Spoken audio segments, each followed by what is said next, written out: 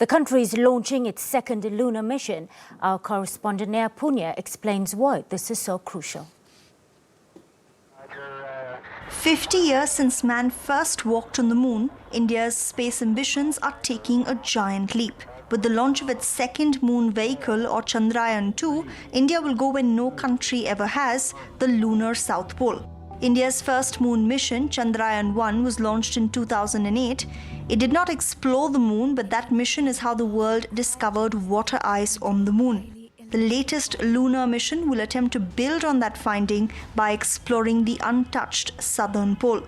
It is expected that this area will have certain amount of what we say solidified ice, or water in form of ice.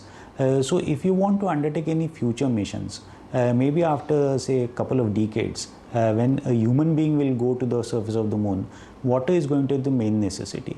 And India has already identified the presence of water during its Chandrayaan-1 mission only.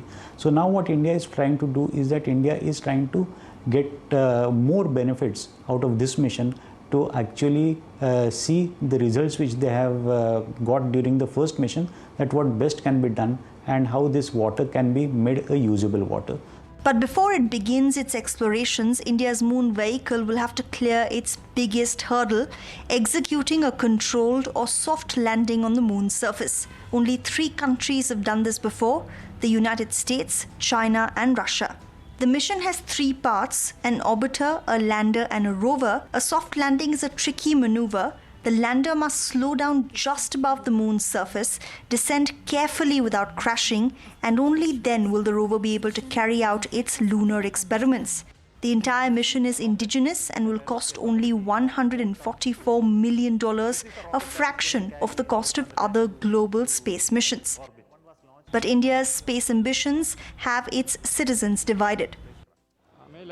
I feel there are other areas that the government should prioritize. This money could have been better utilized to improve education standards, for creating jobs, and for helping the poor.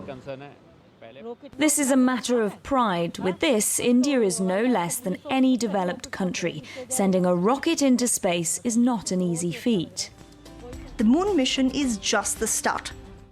As the global space race heats up, India says it wants to send astronauts into space by 2022 and build its own space station in the next decade.